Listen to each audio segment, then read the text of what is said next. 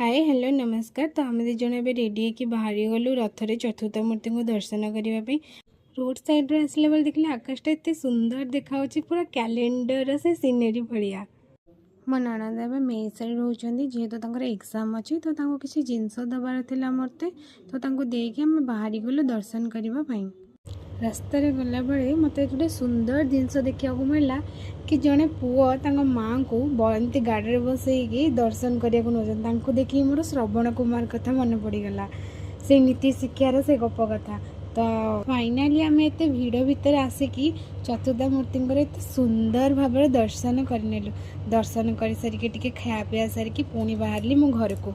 मत आज घरे रही तो मत छाड़ी जीवार तो सी ए आम घरे माछू खाया दौरान देन टाइम आसला बाय बाय कर देख मुँह को। आम भिडियो जदि आपको भल लगी तो आम चैनल को सब्सक्राइब करेंगे और लाइक कमेंट देवे।